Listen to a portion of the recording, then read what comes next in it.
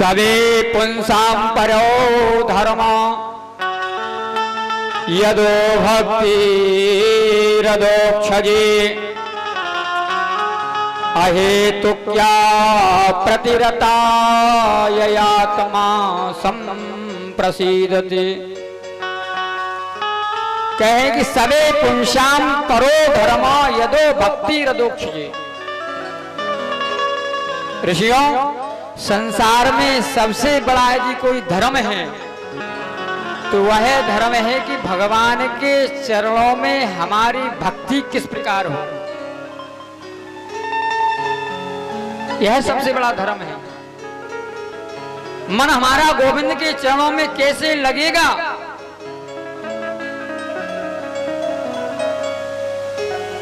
ऐसा जब मन जिस व्यक्ति का होगा वही उसको ही धर्म कहते हैं।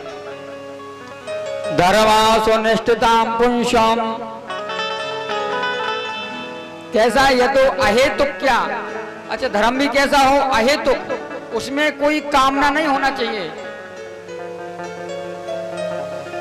भक्ति जो करोगे उसमें यदि कामना है तो वह भक्ति नहीं कहलाएगी, वह तो विनिमय हो जाता है, वह तो सौदा हो जाता है। भाई भगवान के पास में गए, भगवान से कहा कि हमें एक पुत्र दे दो, हम भागवत करा देंगे, तो वो भक्ति नहीं होगी, वो है विनिमय हो जाएगा। भगवान के पास में जाओ, भगवान से कहो कि हम फलानी कक्षा में पास हो जाएं, हम इतने का पैसा चढ़ा देंगे, तो क्या आप भगवान की सत्ता आपके बसवर्ती है क्या? आप कहोगे तभी होगा क्या? वो जगत के सारे विश्व का, संसार का जो पालन करने वाला है, क्या वो तुम्हारी कामना को समझ नहीं पाएगा? क्या वो आपके हृदय में प्रतिष्ठित नहीं है?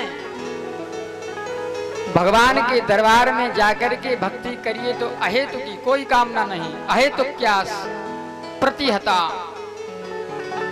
अहेतु की यदि भक्ति करोगे तो वही भक्ति श्रेष्ठ होती है।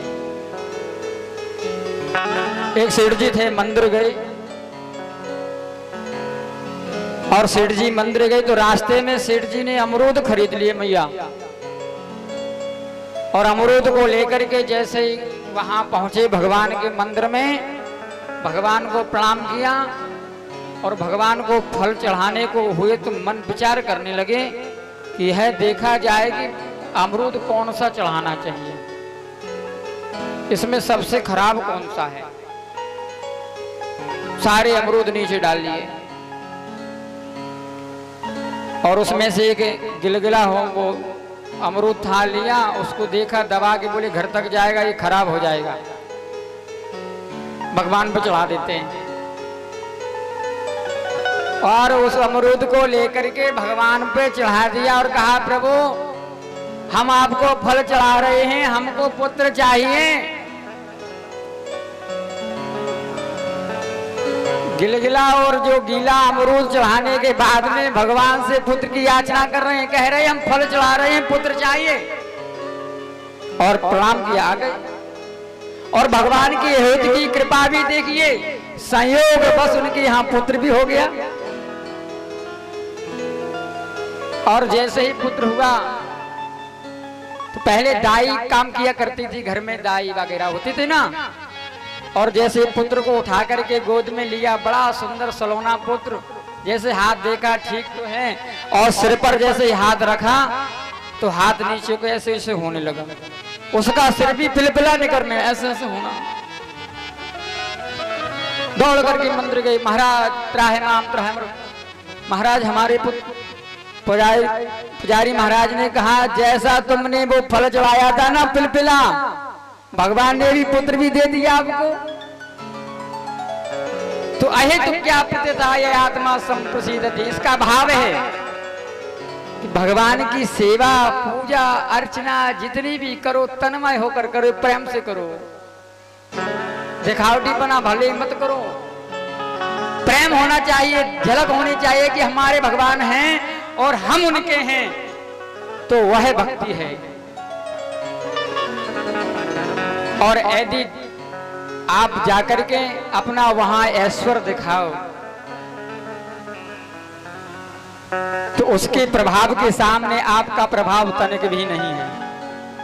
वह जगत नियंता है, जगदीश्वर है, क्षण भर में न जाने क्या कर दे, राजा को रंग बना देता है और रंग को राजा बना देता है।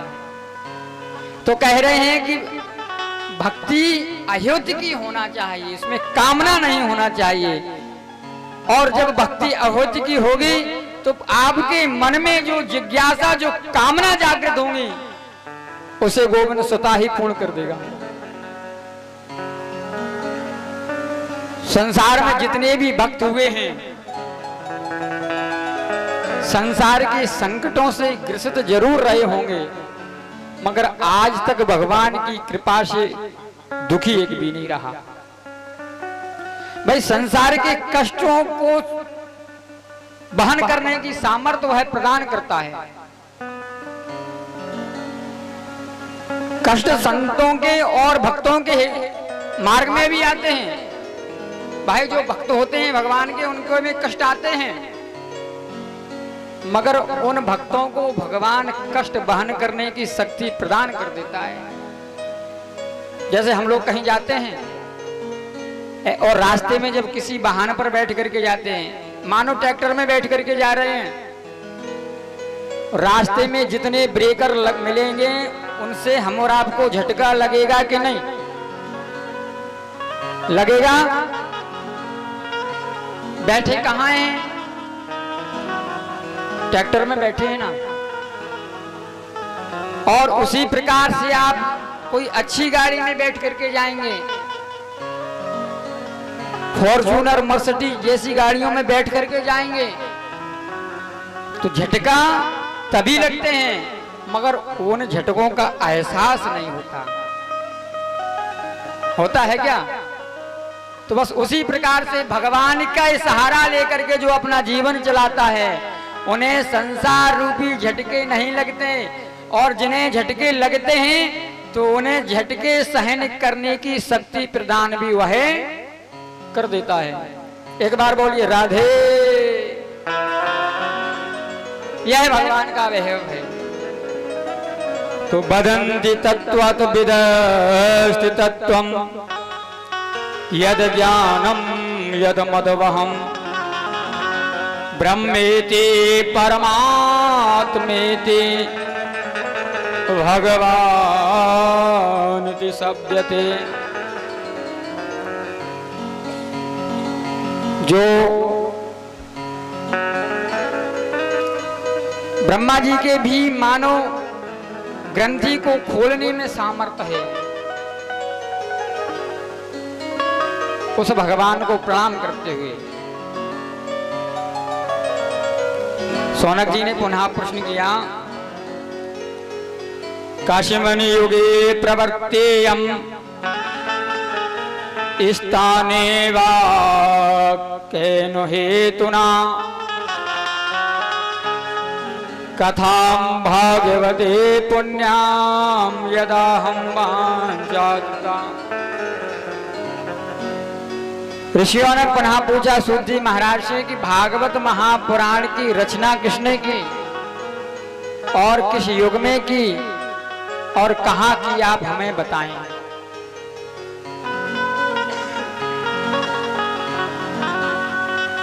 जब इस प्रकार से प्रश्न किया तो सूत जी कहने लगे, ऋषियों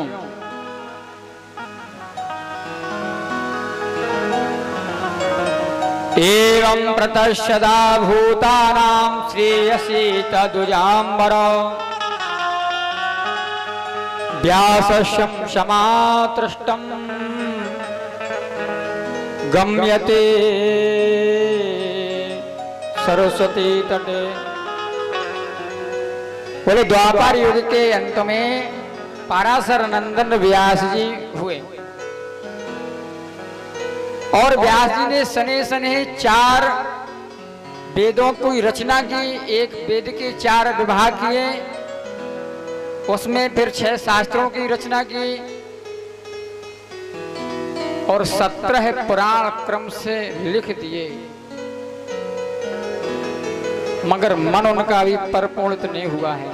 आप कितना भी कुछ भी विशेष कार्य को कर दो, मगर मन तभी आपका प्रसन्न होगा जब आपको लगे कि हाँ, हमने कुछ समाज के लिए भी कुछ किया है। और समाज के लिए जब कुछ करोगे तो लगेगा भाई हमने समाज के लिए इतना इतना कर दिया जो हमारा दायित्व था। और जैसे इतनी रचना करने के बाद में व्यास जी महाराज ने अपने नेत्रों को बंद किया, और नेत्रों को बंद करने के बाद में सम्या प्रासकुटी के पास में बैठे हुए भगवान का स्मरण किया तो सारा संसार उनके आंखों के सामने मानो नृत्य करने लगा। कोई खाने में व्यस्त है, कोई पहनने में व्यस्त है, कोई संसारिक क्रिया में व्यस्त है। बड़े दुखी हुए। क्या होगा, महाभारत जैसी महान संहिता को की रचना हमने की है, फिर भी मुझे सुख नहीं प्राप्त हुआ है। सम्या प्रासकुटी के पास में बैठे हुए विचार कर ही रहे थे कि उन्हें भगवान नाम की ध्वनि सुनाई दी। श्रीमन्नारायण नारायण नारायण, श्रीमन्नारायण नारायण नारायण, श्रीमन्नारायण नारायण नारायण, श्रीमन्नारायण नारायण नारायण, भगवन्नारायण नारायण नारायण, भगवन्नारायण नारायण नारायण, श्रीमन्नारायण नारायण नारायण, श्रीमन्नारायण नारायण नारायण, भगवन्नारायण नारायण नारायण, भगवन्नारायण नारायण नारायण, श्रीमन्नारायण नारायण नारायण, श्रीमन्नारायण नारायण नारायण, भगवन्नारायण नारायण नारायण। बोले नारायण भगवान की। और पाराशर की संतति में जो उत्पन्न हुए हैं व्यास जी महाराज, इस प्रकार से भगवान के ध्वनि जब उनके कानों के माध्यम से हृदय में प्रविष्ट हुई तो देखा नारद मुनि आ गए हैं। और जैसे ही नारद जी को देखा अपने आसन से खड़े हो गए हैं, अर्घ्य पाद्य से उनका सद्विधि विधान से पूजन किया। और जैसे ही पूजन किया तो नारद जी कहने लगे कि व्यास जी महाराज, पाराशर्य महाभागो भवता कैचिदात्मना परितुष्यते शारीरो आत्मा मानस एव वा। हे व्यास जी महाराज, इस प्रकार से आप दुखी क्यों हो रहे हैं? आप तो पाराशर ऋषि की संतति में आपका जन्म हुआ है। पाराशर महाभाव, हे महाभाग, क्या कारण है? आपका मुख कमल मलिन क्यों दिखाई दे रहा है? आप हमें बताएं। जब इस प्रकार से नारद जी ने व्यास जी महाराज से पूछा तो व्यास जी महाराज कहने लगे कि प्रभु, हमने नाना प्रकार के ग्रंथों की रचना की, हमने एक वेद की 4 विभाग किए, 7 पुराणों की रचना की, फिर भी हमारा जो मन है ना पूर्ण नहीं हो रहा है। अब क्या करना चाहिए? तो नारद जी ने कहा, न कैश्चित्र पदम हरेर्यशो जगत पवित्रम प्रणयित करहिचित। व्यास जी, आपने जितनी भी रचना की है उस रचना में भगवान की मंगलमय चरित्रों का वर्णन नहीं है। और जब तक आप भगवान के मंगलमय चरित्रों की रचना नहीं करोगे तब तक आपके हृदय में शांति प्राप्त होने वाले नहीं है। आपको भगवान के मंगलमय रचना करनी चाहिए, क्योंकि संत भगवान तो भगवान की भक्ति रूपी भागीरथी रूपी गंगा में ही स्नान करना चाहते हैं। उन्हें तर्क और वितर्कों से क्या लेना। अन्य जो धर्म पुराण है उनको ज्यादा श्रवण करने से तर्क बुद्धि बढ़ जाएगी, मगर भक्ति प्रवेश नहीं हो पाएगी। इसलिए भक्ति को प्रवेश कराने के लिए आपको भगवान की मंगलमय ग्रंथ की रचना करना होगा।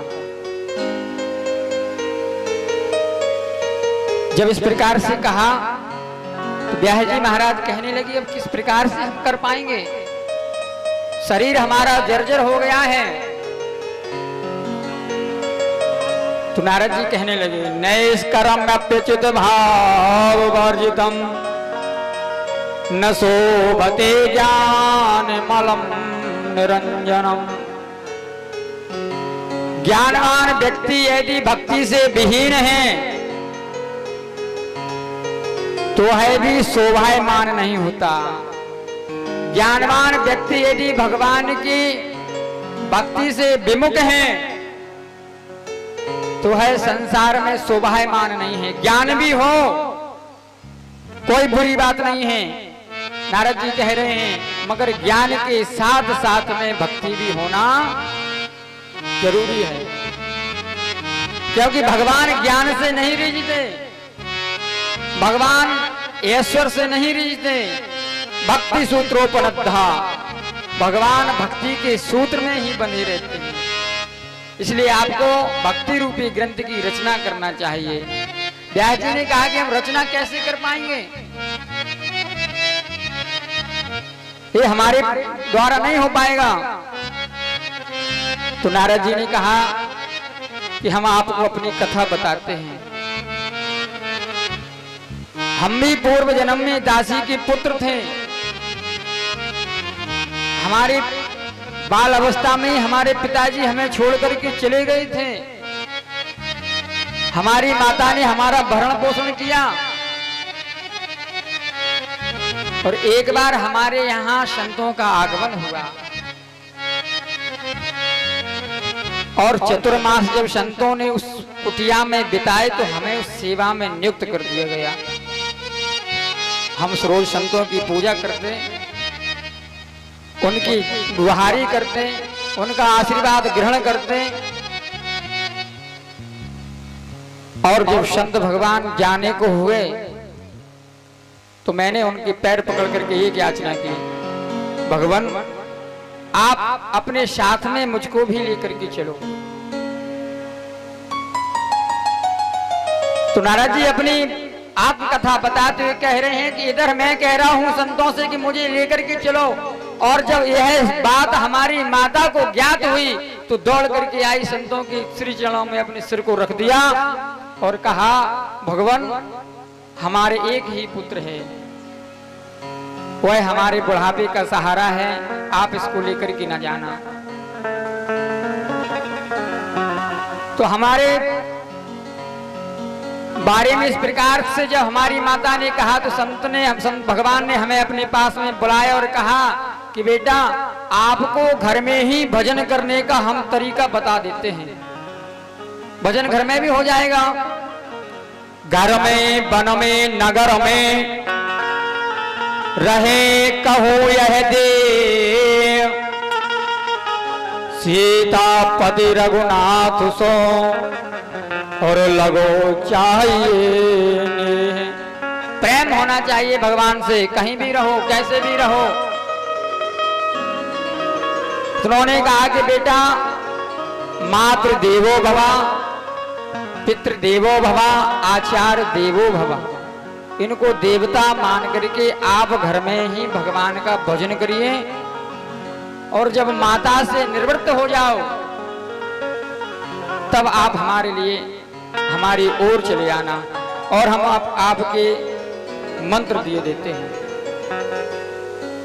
सुंदर प्रश्न बताया है, कि हम और आपको कहीं भी भजन पूजन करने जा रहे हो, तीर्थ यात्रा जा रहे हो, खूब जाइए, मगर यह देखना चाहिए कि हमारे जाने के बाद में हमारे वयोवृद्ध घर में दुखी तो नहीं हो रहे हैं। संतों ने यही उपदेश दिया कि भक्ति के मार्ग में आप आ तो सकते हो, मगर कब? जब आप अपनी माता के मातृत्व से मुक्त हो जाओ तब आना। और नारद जी कह रहे हैं कि इस प्रकार से हमें उन संतों ने आशीर्वाद दिया और वो तो चले गए, और इधर हम भगवान का भजन करके भगवान से यही कहते हैं कि हे प्रभु, कब हमारी माता जी यहाँ से पधारें तब हम भगवान का भजन करें। और एक बार हमारी मानो अंतर मन को भगवान ने श्रवण कर लिया, और गाय को धोते समय हमारी माता को एक काली नाग ने डस लिया और हमारी माता की मृत्यु हो गई। और जैसे ही मृत्यु हुई तो नारद जी कह रहे हैं कि व्यास जी मैं उच्च स्वर से रोया, मगर हमारी आंखों से दो प्रकार के अश्रु निकले हैं, एक गर्म अश्रु, एक शीतल अश्रु। क्योंकि माँ हमें छोड़ करके चली गई है, हमें दुख हुआ, इसलिए हमारी आंख से गर्म आंसू निकले हैं। मगर यह सुख हुआ कि माँ तो गई, मगर भगवान के चरणों में जाने का जो रास्ता था अब हमारा खुल गया है। तो जैसे ही हमने वहां से माँ को प्रणाम किया और वहां से जब निकले, सीधे हम उत्तर दिशा की ओर चले गए। स्नात्वा पीत्वा हृदय नद्या उपसदृष्टो गताश्रमा, हृदयसीन में शनिर देवो हरि मुक्ति समाव्रता। और मैं जैसे ही आगे चल करके गए तो एक सरोवर में जाकर के हमने स्नान किया, सुंदर जल का पान किया,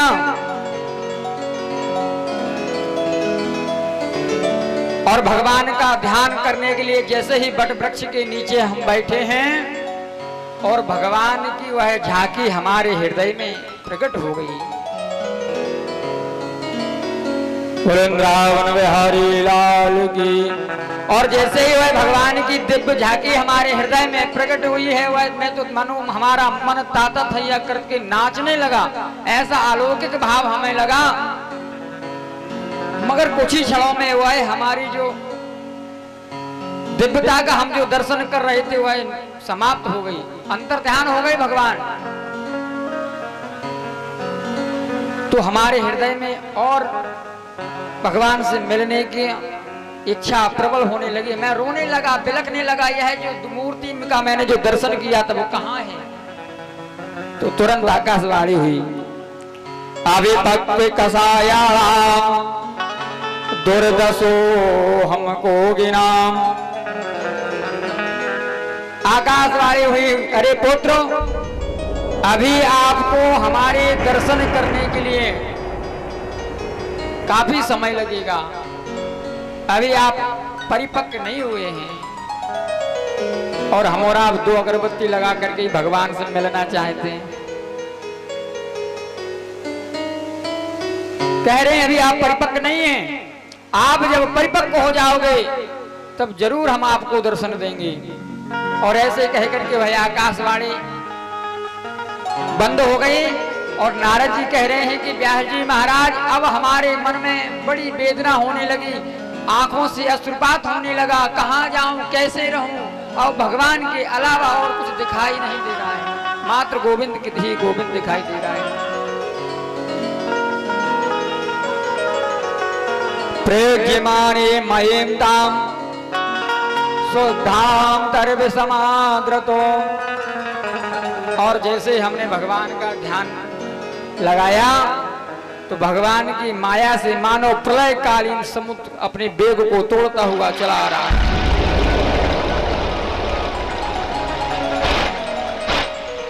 और उसी वेग में हम समाहित हो गए। और दूसरा जना हमारा ब्रह्मा जी के मानस पुत्र बन करके हुआ है। और जैसे ही मानस पुत्र बनकर के हम जब आए हैं तो भगवान की लीलाओं का जो हमने गायन किया है, भगवान प्रसन्न हो गए। तो भगवान ने अपनी बीड़ा ही मुझे प्रदान कर दी और कहा कि जाइए, अब आपकी अव्यागत गति हो जाएगी, कहीं भी जाइए, देवता में जाइए, दानवों में जाइए, मानवों में जाइए, कहीं भी जाइए। और यह अव्यागति तो यह भगवान के भक्तों का प्रभाव है, संतों का यह प्रभाव है। और संतों के साथ में जब रहोगे तो जरूर आपकी पाप नष्ट हो जाएगा। संतन के संग लाग रे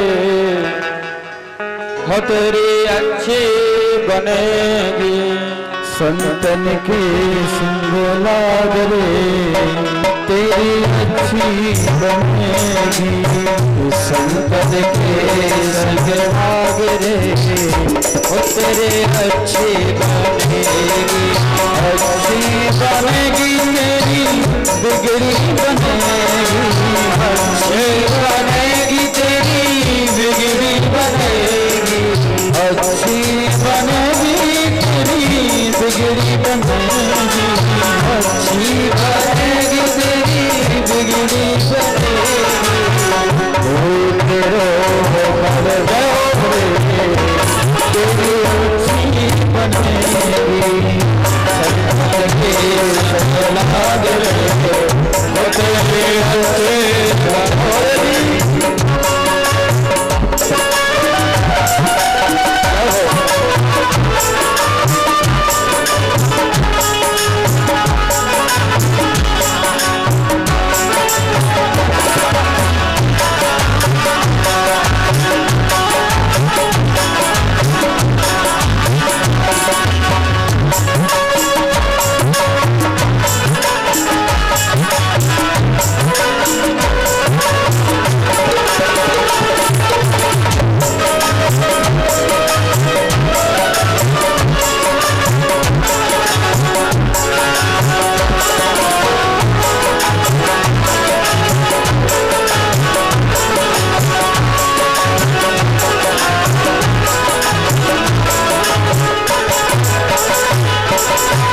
प्रभु जी की बनी गई प्रहलाद जी की बनी गई, प्रभु जी बन गई प्रहलाद जी बन गई, प्रभु जी की बनी गई प्रहलाद जी की बनी गई, प्रभु जी की बन गई प्रहलाद जी बन गई। हरि सुमिरन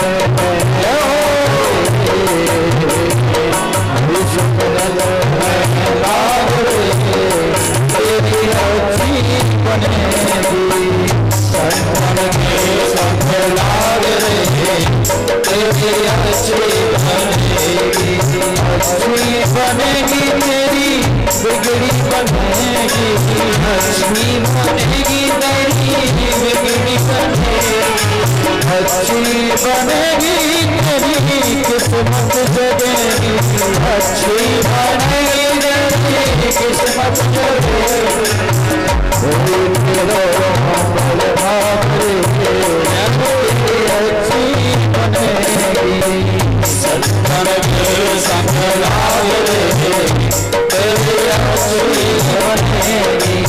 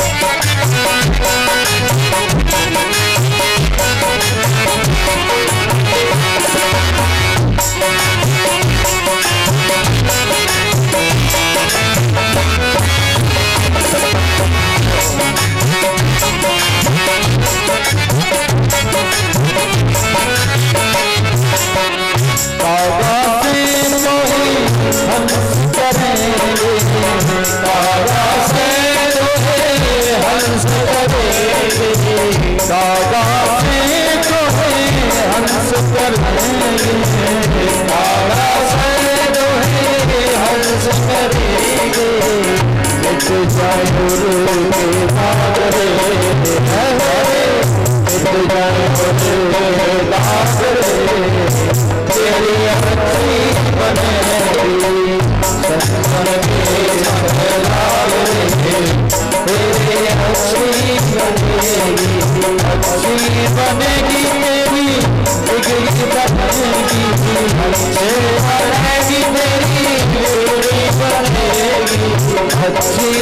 बनेगी तेरी किस्मत जगेगी, अच्छी बनेगी तेरी किस्मत जगेगी। संकट के संग लाग रे तेरी अच्छी बनेगी, संग लाग रे तेरी अच्छी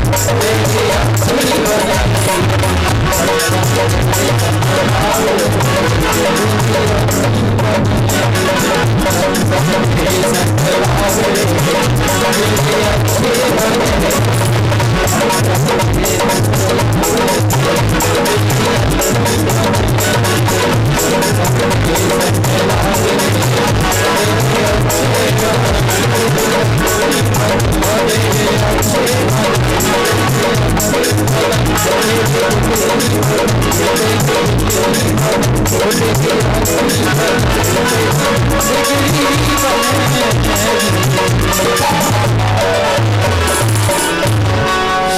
अपने अपने स्थान पर खड़े हो जाएंगे भगवान की आरती के लिए। सभी भक्त अपने अपने स्थान पर खड़े हो जाएं, भागवत जी की आरती होने जा रही है।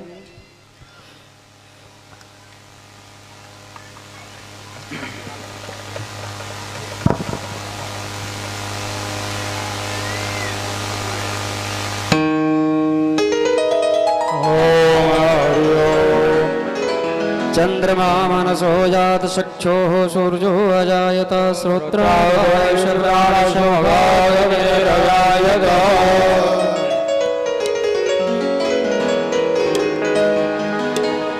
श्री मां की बिहारी तेरी आरती मां की बिहारी तेरी आरती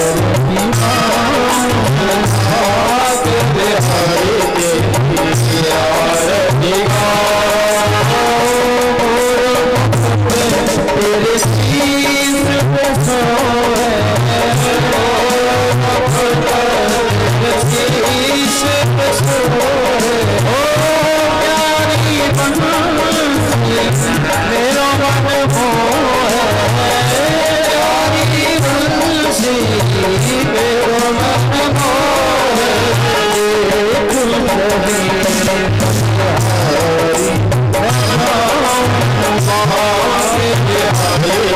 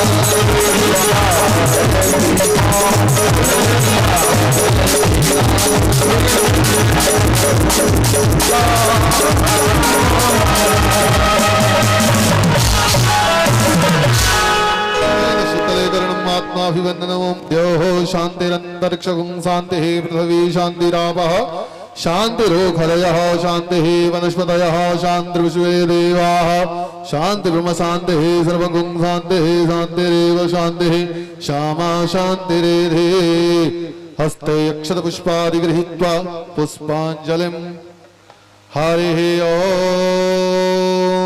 जजेन जजमयन्त देवास्तानि धर्माणि व्रतमान्यासन्ना तेहनाकं महिमानः सचन्त यत्र पूर्वे साध्याः सन्ति देवाः हरिः ॐ एकदन्ताय विद्महे वक्रतुण्डाय धीमहि तन्नो दन्ति प्रचोदयात् हरिः ॐ कात्यायनी च विद्महे कन्याकुमारी च धीमहि तन्नो दुर्गा प्रचोदयात् हरिः ॐ तत्पुरुषाय विद्महे महादेवाय धीमहि तन्नो रुद्रः प्रचोदयात् हरिः ॐ आञ्जनेयाय विद्महे वायुपुत्राय धीमहि तन्नो हनुमत् प्रचोदयात् हरिः ॐ महालक्ष्म्यै च विद्महे विष्णुपत्नी च धीमहि तन्नो लक्ष्मी प्रचोदयात् हरिः ॐ नारायणाय विद्महे वासुदेवाय वासुदेवाय धीमहि तन्नो विष्णुः प्रचोदयात् हरिः ॐ हंसाय विद्महे परमहंसाय धीमहि तन्नो